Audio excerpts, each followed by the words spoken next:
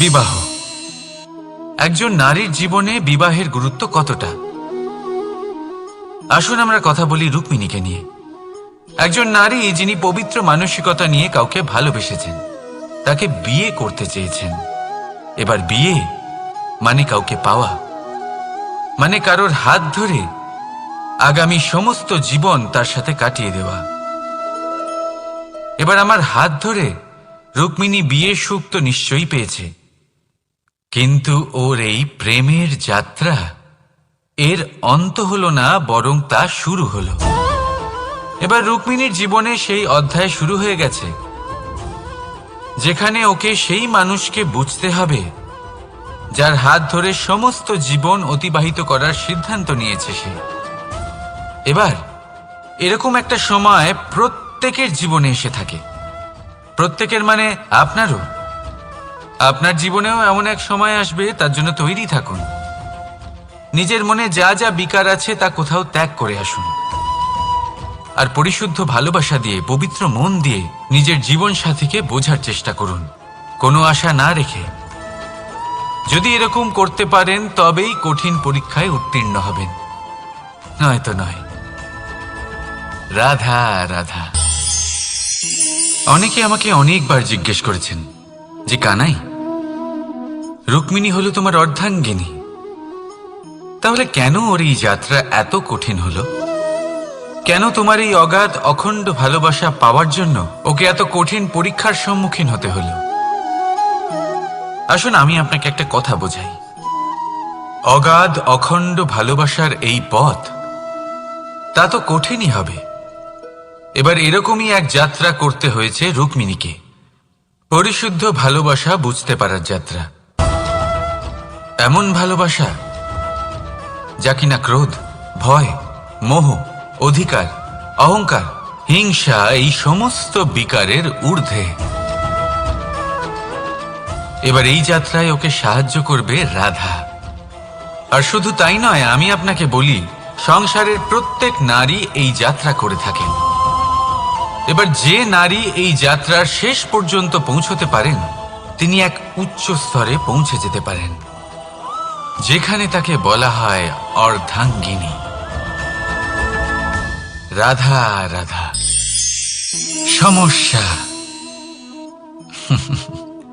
এবারে বলুন, সমস্যা কার জীবনে নেই? প্রত্যেকের জীবনে সমস্যা থাকেই। হ্যাঁ ঠিক আছে, জীবন আছে যখন, তখন সময়ের সাথে সমস্যাও আসবে, কিন্তু প্রত্যেক সমস্যাই কি সময়ই নিয়ে আসে? না, আপনি সমস্ত সমস্যার দায় সময়কে দিতে পারেন না। বেশিরভাগ সমস্যা তো এমন হয়ে থাকে যাদের আমরা নিজেরাই ডেকে আনি। হে সমস্যা, এসো, আমি তোমার জন্য অপেক্ষা করছি। কিভাবে? এবার এটা নির্ভর করছে আপনার হ্যাঁ বা না এর ওপরে। বেশিরভাগ সমস্যাই এই জন্য আসে যেহেতু আমরা বারবার হ্যাঁ বলতে থাকি, আর বেশিরভাগ সমস্যা এই জন্যই আসে যেহেতু আমরা সঠিক সময় না বলতে পারি না। সেই জন্য না ভেবেচিন্তে কোনো কথা বা কোনো প্রস্তাবের সমর্থন করলে তা আপনাকে খুব বড় বিপদে ফেলে দিতে পারে। সেইখানেই কখনো না না বলতে পারা, তা আপনাকে তার থেকেও বড় বিপদে ফেলে দিতে পারে। তাই মনে রাখবেন এই অত্যন্ত জরুরি শিক্ষা, সব সময় খুব ভেবেচিন্তেই হ্যাঁ বলবেন, আর দৃঢ়তার সাথে না বলবেন। আর বিশ্বাস করুন, আপনার জীবন অত্যন্ত সুখময় হয়ে যাবে। তাহলে আসুন আমার সাথে ভালোবেসে বলুন, রাধা রাধা। সাফল্য। সাফল্য এই পৃথিবীতে কে না পেতে চান? প্রত্যেক মানুষ চান যেন সাফল্য নিজে এসে তার কাছে ধরা দেয়। এবার সাফল্য তাদের কাছে এসে ধরা দেয় যারা নিজের পা ধরাতলে রেখে চলেন, যারা স্বপ্নের জগতে বিচরণ না করে বাস্তবের মাটিতে পা রেখে চলেন, এবং তাও দৃঢ়তার সাথে। সাফল্য তারা পান না যারা বাড়িতে বসে বসে শুধু স্বপ্ন দেখেন। সাফল্য নিজে থেকে তাদের কাছেই আসে যারা নিরন্তর চেষ্টা করেন, যারা পরিশ্রম করেন আর নিজের এই জীবনকে অন্যের কাছে সফল করে দেখান। তাহলে সিদ্ধান্ত হলো আপনার। সফল সবাই হতে চান, স্বপ্ন সবাই সার্থক করতে চান। স্বপ্ন তখনই সার্থক হয় যখন পরিশ্রম করবেন, আর সাফল্য তখনই আপনার সাথে থাকবে যতক্ষণ আপনি বিনম্র থাকবেন। তাহলে আসুন আমার সাথে ভালোবেসে বলুন, রাধা রাধা। এই পুষ্প দেখতে পাচ্ছেন আপনি? কি সুন্দর এই পুষ্প। সবাই চায় এরকম কোনো এক পুষ্প সে নিজের করে নেবে, নিজের কাছে রাখবে। এবার ভাবুন, এই পুষ্প যে সম্মান পায় তা কিসের জন্য পায়? শুধু কি তাকে সুন্দর দেখতে বলে? আসুন আপনাকে একটা কথা বোঝাই। এই ফুল যখন গাছে থাকে তখন এই রূপ আমাদের আকর্ষণ করে। এই ফুল দিয়ে যদি আপনি মালা বানান, কোনো মূর্তিতে দেন, তাহলে তা সম্মানের নিদর্শন হয়। এবার এই ফুলই যদি আপনি বিছানাতে ছড়িয়ে দেন, তাহলে সেই দৃশ্য দেখে সেই সুবাসে আপনার মন পুলকিত হয়ে ওঠে।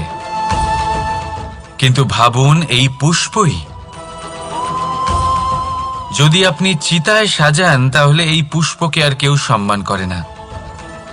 একই রকম কথা, সেই একই পুষ্প এক পরিস্থিতিতে সম্মান পাচ্ছে, এক পরিস্থিতিতে নয়।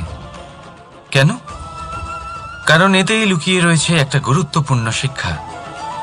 এর সারমর্ম হলো এটাই যে এই সম্মান ব্যক্তি বা বস্তুকে করা হয় না, সম্মান করা হয় সময় এবং পরিস্থিতিকে। এবার এই যে সময়, তা কখনোই আমাদের বশে থাকে না। আমাদের বশে থাকে পরিস্থিতি।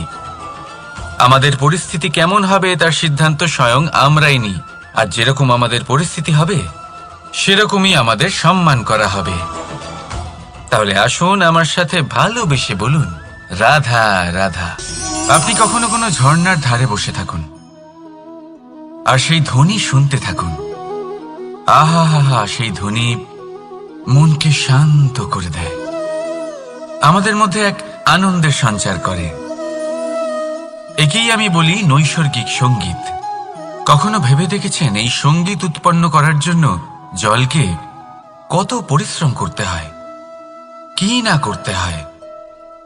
ভেবে দেখুন, সেই জল কোথা কোথা থেকে পড়েছে, কত কত পাথরের সাথে ধাক্কা খেয়েছে, কত তীক্ষ্ণ পাথরের সাথে সম্মুখীন হয়েছে, তাকে কিভাবে পার করেছে, নিজের শরীরের সাথে লেগে থাকা সেই পাথরের সাথে কিভাবে সংঘর্ষ করেছে, কিভাবে সামনে এগিয়েছে।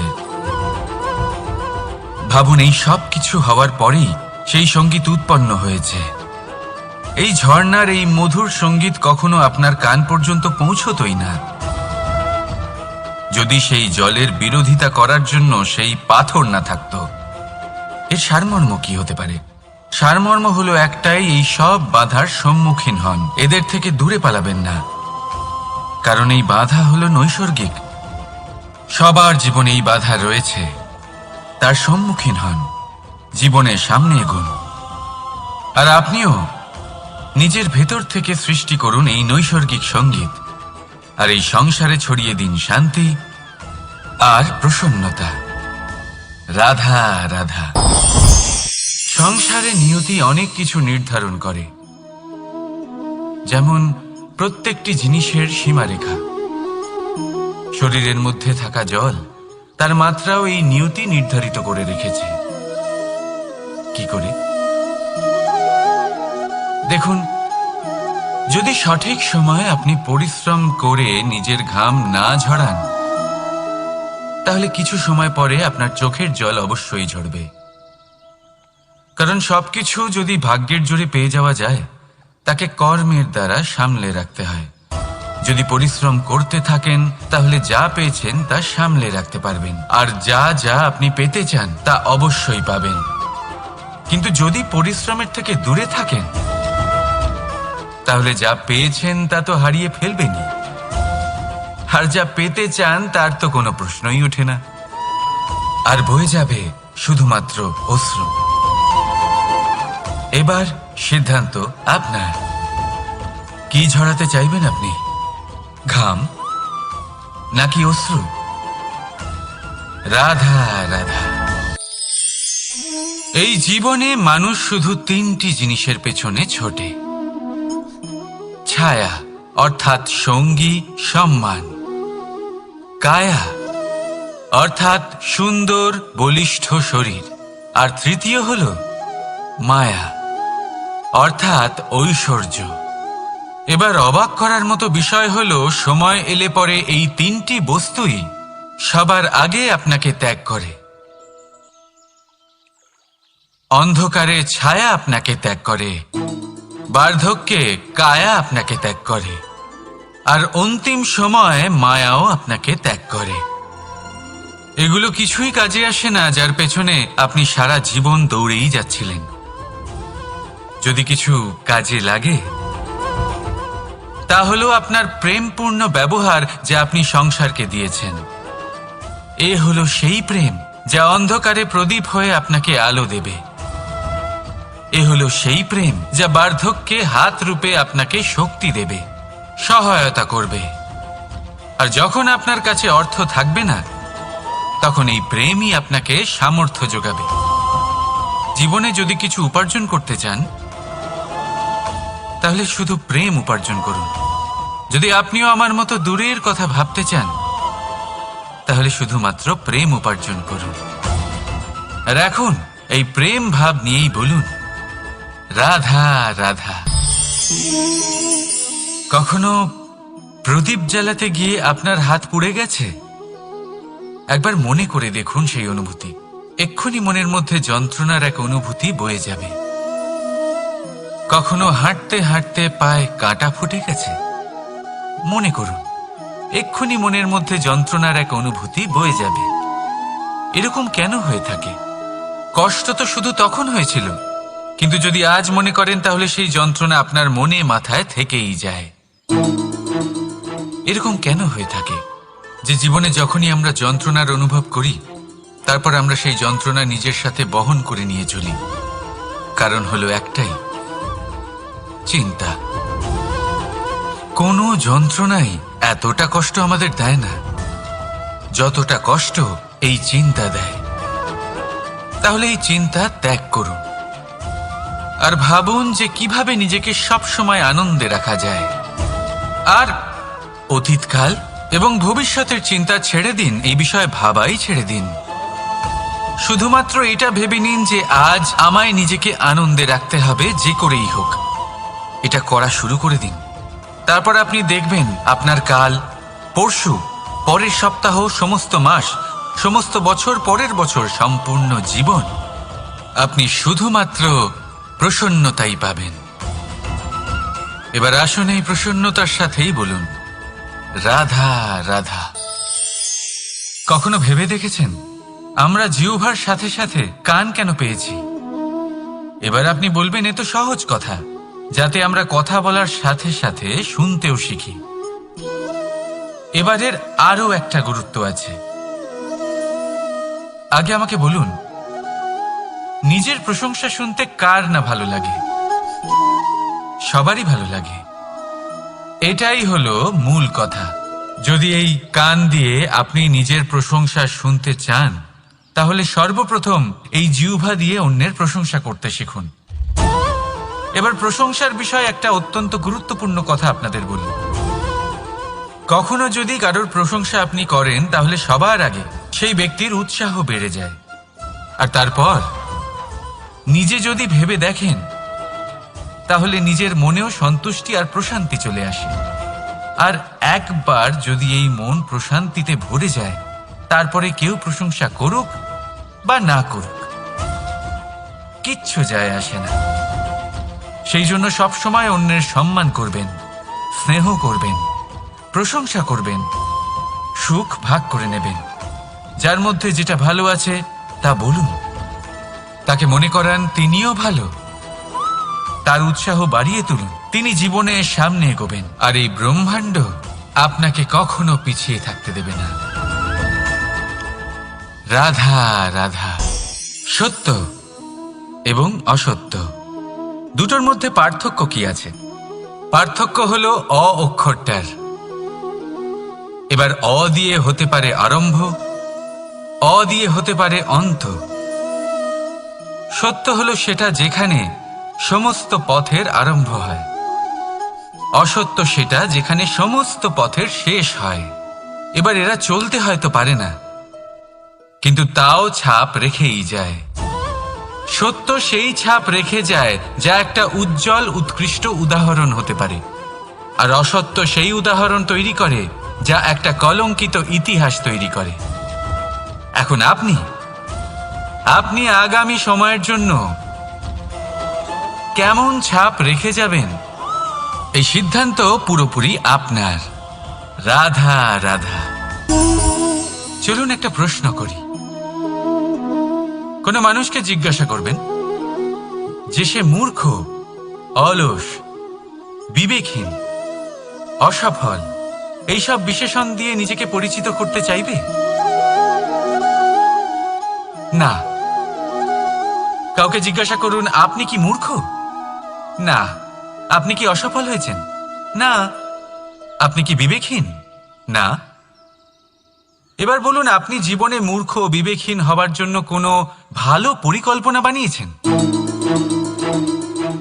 উত্তর পাবেন না। কারণ কোনো পরিকল্পনা বানানো হয় না যাতে আপনি মূর্খ বা অসফল হন। মানুষ মূর্খ বা অসফল তখন হন যখন কোনো পরিকল্পনাই থাকে না।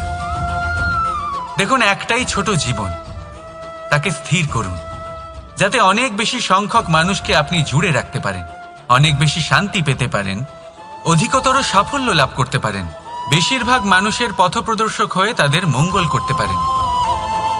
অসফল হয়ে বাড়িতে বসে থাকার চেয়ে ভালো হলো যে আপনি একটা পরিকল্পনা করে অসফল হন, কারণ তখন আপনার কাছে আরও একটা বিকল্প থাকবে, একটা নতুন পরিকল্পনা বানানোর, তাকে সার্থক করার। কারণ এমন কোনো পরিকল্পনা তো অবশ্যই থাকবে যা আপনাকে আপনার লক্ষ্যে পৌঁছে দেবে, তাই তো? রাধা রাধা। সূর্য কারোর জন্য হলেন শক্তিদাতা ঈশ্বর, আবার কোনো প্যাঁচার জন্য হলো চোখ বন্ধ করে দেওয়ার মতো তীব্র আলো।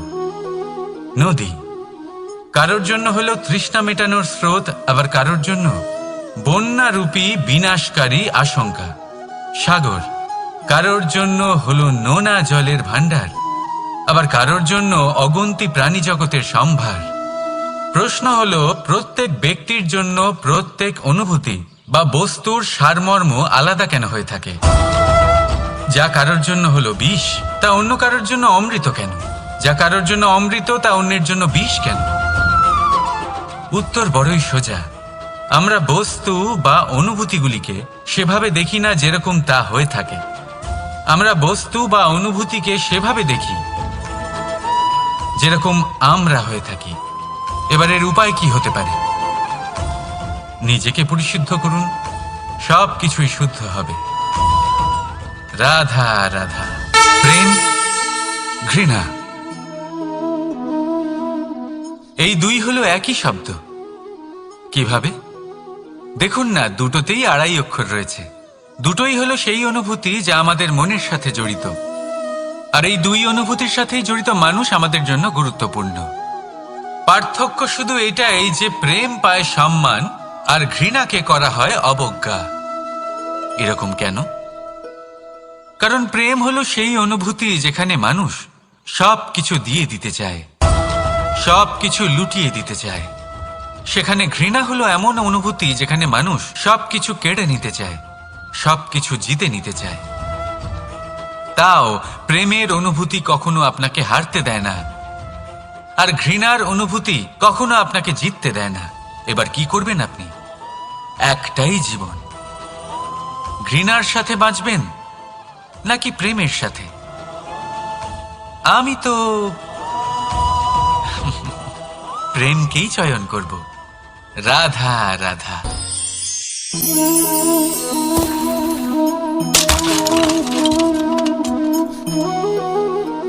এ কি হলো?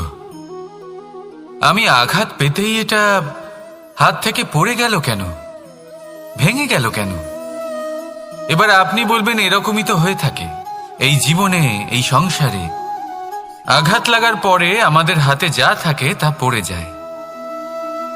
যা তৈরি হয় তা ভেঙেও যায়। কিন্তু এটা কি সত্যি? আপনাকে একটা কথা বলে রাখি, আঘাত পেয়ে পড়ে যাবার পরে সংসারের যে কোনো বস্তুই হাত থেকে পড়ে যাক না কেন, সাফল্য অবশ্যই আসে। যতই খারাপভাবে আপনি পড়ে যান, আপনি আঘাত পান, ভবিষ্যৎ অবশ্যই ভালো হবে। কারণ এই আঘাত, অসফলতা, এই অসুবিধা, এগুলো আমাদের এমনভাবে পরিশুদ্ধ করে যেমন আগুন সোনাকে করে থাকে। সেই জন্য জীবনে শুধু সামনে এগোতে থাকুন, দৃঢ়তার সাথে এগোতে থাকুন, আর কখনো আঘাত পেয়ে পড়ে যেতে ভয় পাবেন না। কারণ এটা আসন্ন সাফল্যের সংকেত। আর সাফল্য তখনই আসবে যখন আপনি পড়ে যাবেন, যখন আপনি আবার উঠে দাঁড়াবেন এবং আপনি আবার জীবনে সামনে এগোতে থাকবেন।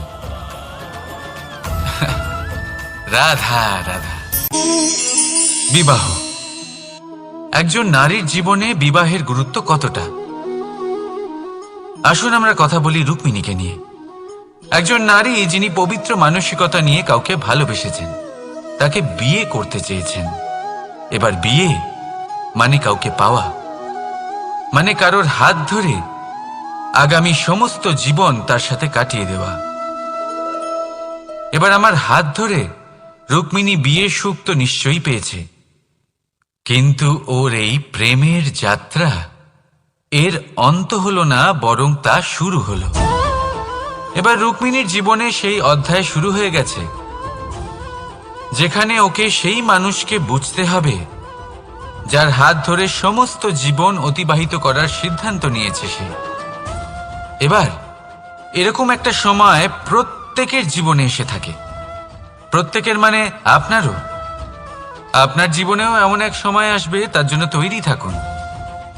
নিজের মনে যা যা বিকার আছে তা কোথাও ত্যাগ করে আসুন, আর পরিশুদ্ধ ভালোবাসা দিয়ে, পবিত্র মন দিয়ে নিজের জীবন সাথীকে বোঝার চেষ্টা করুন, কোনো আশা না রেখে। যদি এরকম করতে পারেন তবেই কঠিন পরীক্ষায় উত্তীর্ণ হবেন, নয়তো নয়। রাধা রাধা। অনেকে আমাকে অনেকবার জিজ্ঞেস করেছেন যে কানাই, রুক্মিণী হলো তোমার অর্ধাঙ্গিনী, তাহলে কেন ওর এই যাত্রা এত কঠিন হলো? কেন তোমার এই অগাধ অখণ্ড ভালোবাসা পাওয়ার জন্য ওকে এত কঠিন পরীক্ষার সম্মুখীন হতে হলো? আসুন আমি আপনাকে একটা কথা বোঝাই।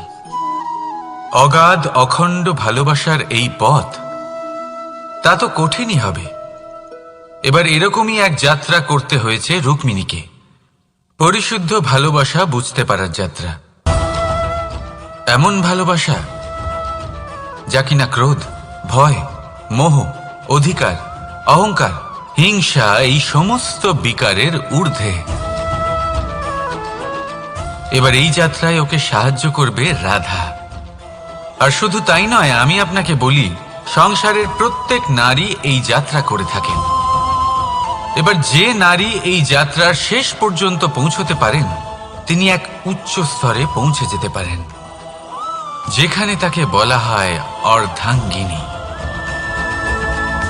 রাধা রাধা। সমস্যা। এবারে বলুন, সমস্যা কার জীবনে নেই? প্রত্যেকের জীবনে সমস্যা থাকেই। হ্যাঁ ঠিক আছে, জীবন আছে যখন, তখন সময়ের সাথে সমস্যাও আসবে। কিন্তু প্রত্যেক সমস্যাই কি সময়ই নিয়ে আসে? না, আপনি সমস্ত সমস্যার দায় সময়কে দিতে পারেন না। বেশিরভাগ সমস্যা তো এমন হয়ে থাকে যাদের আমরা নিজেরাই ডেকে আনি। হে সমস্যা, এসো, আমি তোমার জন্য অপেক্ষা করছি। কিভাবে? এবার এটা নির্ভর করছে আপনার হ্যাঁ বা না এর ওপরে। বেশিরভাগ সমস্যাই এই জন্য আসে যেহেতু আমরা বারবার হ্যাঁ বলতে থাকি, আর বেশিরভাগ সমস্যা এই জন্যই আসে যেহেতু আমরা সঠিক সময় না বলতে পারি না। সেই জন্য না ভেবেচিন্তে কোনো কথা বা কোনো প্রস্তাবে সমর্থন করলে তা আপনাকে খুব বড় বিপদে ফেলে দিতে পারে। সেইখানেই কখনো না না বলতে পারা তা আপনাকে তার থেকেও বড় বিপদে ফেলে দিতে পারে। তাই মনে রাখবেন, এই অত্যন্ত জরুরি শিক্ষা। সব সময় খুব ভেবে চিন্তেই হ্যাঁ বলবেন আর দৃঢ়তার সাথে না বলবেন। আর বিশ্বাস করুন, আপনার জীবন অত্যন্ত সুখময় হয়ে যাবে। তাহলে আসুন আমার সাথে ভালোবেসে বলুন, রাধা রাধা। সাফল্য, সাফল্য এই পৃথিবীতে কে না পেতে চান? প্রত্যেক মানুষ চান যেন সাফল্য নিজে এসে তার কাছে ধরা দেয়।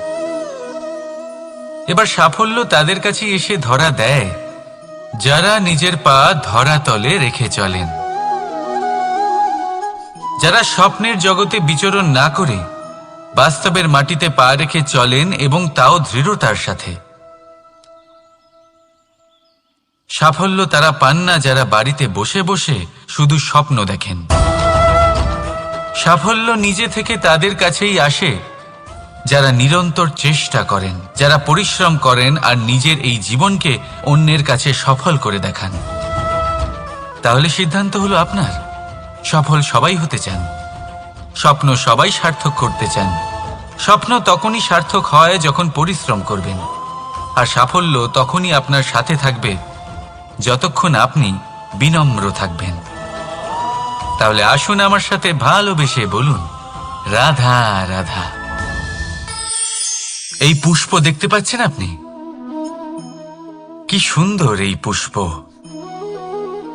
সবাই চায় এরকম কোনো এক পুষ্প সে নিজের করে নেবে, নিজের কাছে রাখবে। এবার ভাবুন, এই পুষ্প যে সম্মান পায় তা কিসের জন্য পায়? শুধু কি তাকে সুন্দর দেখতে বলে? আসুন আপনাকে একটা কথা বোঝাই। এই ফুল যখন গাছে থাকে তখন এই রূপ আমাদের আকর্ষণ করে। এই ফুল দিয়ে যদি আপনি মালা বানান, কোনো মূর্তিতে দেন, তাহলে তা সম্মানের নিদর্শন হয়।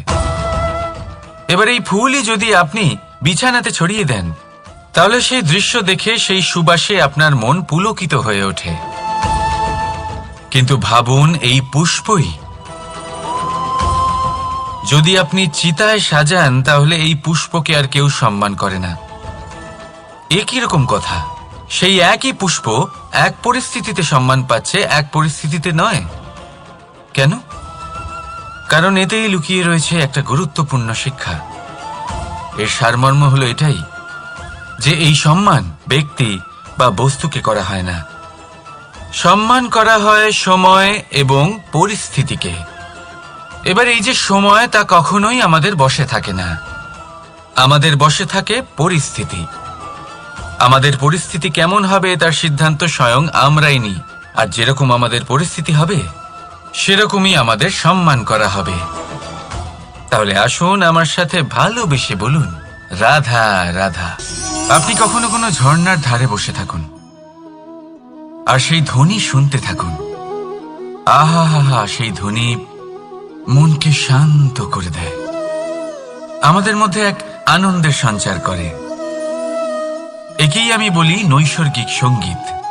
কখনো ভেবে দেখেছেন এই সঙ্গীত উৎপন্ন করার জন্য জলকে কত পরিশ্রম করতে হয়, কি না করতে হয়? ভেবে দেখুন, সেই জল কোথা কোথা থেকে পড়েছে, কত কত পাথরের সাথে ধাক্কা খেয়েছে, কত তীক্ষ্ণ পাথরের সাথে সম্মুখীন হয়েছে, তাকে কিভাবে পার করেছে, নিজের শরীরের সাথে লেগে থাকা সেই পাথরের সাথে কিভাবে সংঘর্ষ করেছে, কিভাবে সামনে এগিয়েছে। ভাবুন, এই সব কিছু হওয়ার পরেই সেই সঙ্গীত উৎপন্ন হয়েছে। এই ঝর্ণার এই মধুর সঙ্গীত কখনো আপনার কান পর্যন্ত পৌঁছতই না যদি সেই জলের বিরোধিতা করার জন্য সেই পাথর না থাকত। এর সারমর্ম কি হতে পারে? সারমর্ম হলো একটাই, এই সব বাধার সম্মুখীন হন, এদের থেকে দূরে পালাবেন না। কারণ এই বাধা হলো নৈসর্গিক, সবার জীবনে এই বাধা রয়েছে। তার সম্মুখীন হন, জীবনের সামনে এগোন। আর আপনিও নিজের ভেতর থেকে সৃষ্টি করুন এই নৈসর্গিক সঙ্গীত, আর এই সংসারে ছড়িয়ে দিন শান্তি আর প্রসন্নতা। রাধা রাধা। সংসারে নিয়তি অনেক কিছু নির্ধারণ করে, যেমন প্রত্যেকটি জিনিসের সীমারেখা। শরীরের মধ্যে থাকা জল, তার মাত্রাও এই নিয়তি নির্ধারিত করে রেখেছে। কি করে?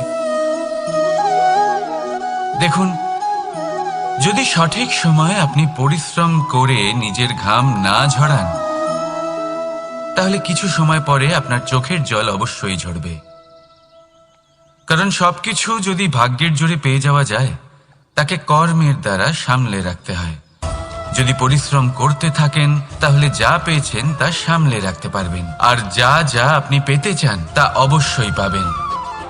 কিন্তু যদি পরিশ্রমের থেকে দূরে থাকেন, তাহলে যা পেয়েছেন তা তো হারিয়ে ফেলবেনই, আর যা পেতে চান তার তো কোনো প্রশ্নই ওঠে না, আর বয়ে যাবে শুধুমাত্র অশ্রু।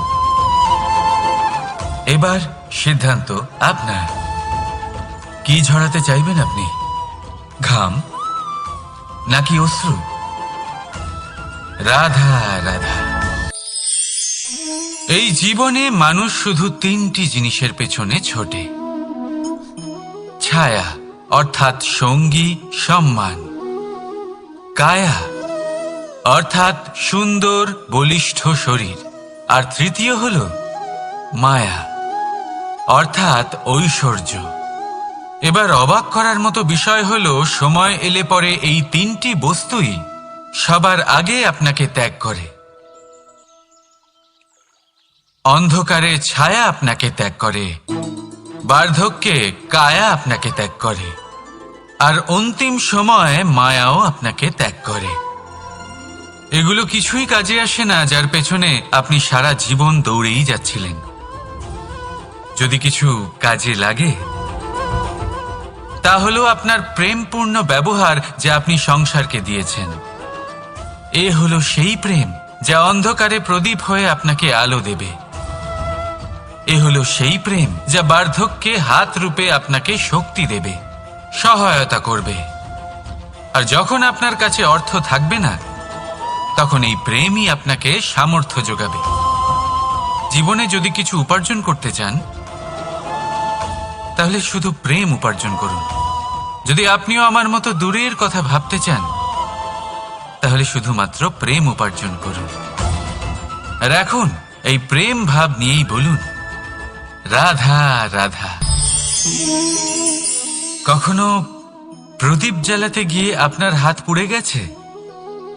একবার মনে করে দেখুন সেই অনুভূতি। এক্ষুনি মনের মধ্যে যন্ত্রণার এক অনুভূতি বয়ে যাবে। কখনো হাঁটতে হাঁটতে পায়ে কাঁটা ফুটে গেছে? মনে করুন, এক্ষুনি মনের মধ্যে যন্ত্রণার এক অনুভূতি বয়ে যাবে। এরকম কেন হয়ে থাকে? কষ্ট তো শুধু তখন হয়েছিল, কিন্তু যদি আজ মনে করেন, তাহলে সেই যন্ত্রণা আপনার মনে মাথায় থেকেই যায়।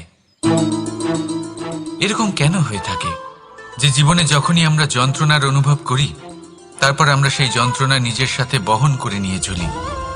কারণ হলো একটাই, চিন্তা। কোনো যন্ত্রণাই এতটা কষ্ট আমাদের দেয় না যতটা কষ্ট এই চিন্তা দেয়। তাহলে এই চিন্তা ত্যাগ করুন, আর ভাবুন যে কিভাবে নিজেকে সব সময় আনন্দে রাখা যায়। আর অতীতকাল এবং ভবিষ্যতের চিন্তা ছেড়ে দিন, এই বিষয়ে ভাবাই ছেড়ে দিন। শুধুমাত্র এটা ভেবে নিন যে আজ আমায় নিজেকে আনন্দে রাখতে হবে, যে করেই হোক। এটা করা শুরু করে দিন। তারপর আপনি দেখবেন আপনার কাল, পরশু, পরের সপ্তাহ, সমস্ত মাস, সমস্ত বছর, পরের বছর, সম্পূর্ণ জীবন আপনি শুধুমাত্র প্রসন্নতাই পাবেন। এবার আসুন এই প্রসন্নতার সাথেই বলুন, রাধা রাধা। কখনো ভেবে দেখেছেন আমরা জিহ্বার সাথে সাথে কান কেন পেয়েছি? এবার আপনি বলবেন, এ তো সহজ কথা, যাতে আমরা কথা বলার সাথে সাথে শুনতেও শিখি। এবারের আরো একটা গুরুত্ব আছে। আগে আমাকে বলুন, নিজের প্রশংসা শুনতে কার না ভালো লাগে? সবারই ভালো লাগে। এটাই হলো মূল কথা। যদি এই কান দিয়ে আপনি নিজের প্রশংসা শুনতে চান, তাহলে সর্বপ্রথম এই জিহ্বা দিয়ে অন্যের প্রশংসা করতে শিখুন। এবার প্রশংসার বিষয়ে একটা অত্যন্ত গুরুত্বপূর্ণ কথা আপনাদের বলি। কখনো যদি কারোর প্রশংসা আপনি করেন তাহলে সবার আগে সেই ব্যক্তির উৎসাহ বেড়ে যায়, আর তারপর নিজে যদি ভেবে দেখেন তাহলে নিজের মনেও সন্তুষ্টি আর প্রশান্তি চলে আসে। আর একবার যদি এই মন প্রশান্তিতে ভরে যায়, তারপরে কেউ প্রশংসা করুক বা না করুক কিচ্ছু যায় আসে না। সেই জন্য সবসময় অন্যের সম্মান করবেন, স্নেহ করবেন, প্রশংসা করবেন, সুখ ভাগ করে নেবেন।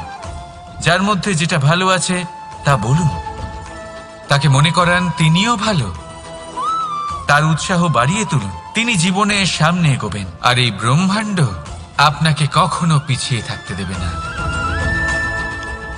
রাধা রাধা। সত্য এবং অসত্য দুটোর মধ্যে পার্থক্য কি আছে? পার্থক্য হলো অ অক্ষরটার। এবার অ দিয়ে হতে পারে আরম্ভ, অ দিয়ে হতে পারে অন্ত। সত্য হলো সেটা যেখানে সমস্ত পথের আরম্ভ হয়, অসত্য সেটা যেখানে সমস্ত পথের শেষ হয়। এবার এরা চলতে হয়তো পারে না, কিন্তু তাও ছাপ রেখেই যায়। সত্য সেই ছাপ রেখে যায় যা একটা উজ্জ্বল উৎকৃষ্ট উদাহরণ হতে পারে, আর অসত্য সেই উদাহরণ তৈরি করে যা একটা কলঙ্কিত ইতিহাস তৈরি করে। এখন আপনি আগামী সময়ের জন্য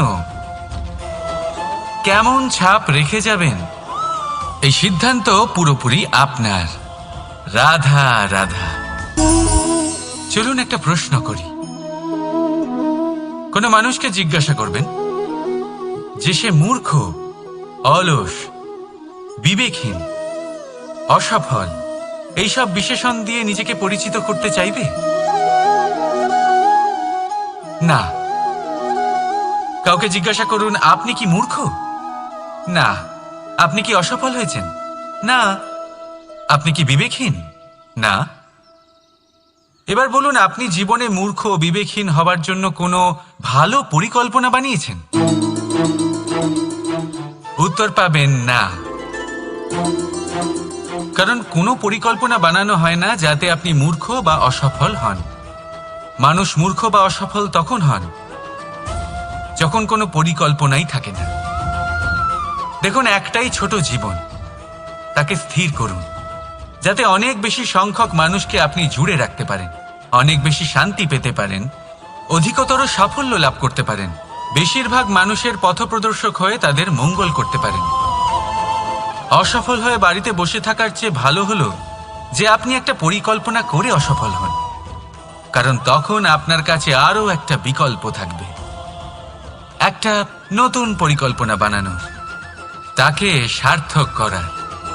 কারণ এমন কোনো পরিকল্পনা তো অবশ্যই থাকবে যা আপনাকে আপনার লক্ষ্যে পৌঁছে দেবে, তাই তো? রাধা রাধা।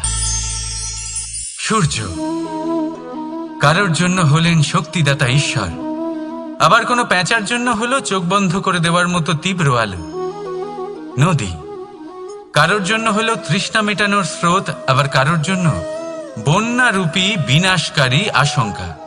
সাগর কারোর জন্য হলো নোনা জলের ভাণ্ডার, আবার কারোর জন্য অগন্তি প্রাণী জগতের সম্ভার। প্রশ্ন হলো প্রত্যেক ব্যক্তির জন্য প্রত্যেক অনুভূতি বা বস্তুর সারমর্ম আলাদা কেন হয়ে থাকে? যা কারোর জন্য হলো বিষ তা অন্য কারোর জন্য অমৃত কেন? যা কারোর জন্য অমৃত তা অন্যের জন্য বিষ কেন? উত্তর বড়ই সোজা। আমরা বস্তু বা অনুভূতিগুলিকে সেভাবে দেখি না যেরকম তা হয়ে থাকে। আমরা বস্তু বা অনুভূতিকে সেভাবে দেখি যেরকম আমরা হয়ে থাকি। এবার এর উপায় কি হতে পারে? নিজেকে পরিশুদ্ধ করুন, সব কিছুই শুদ্ধ হবে। রাধা রাধা।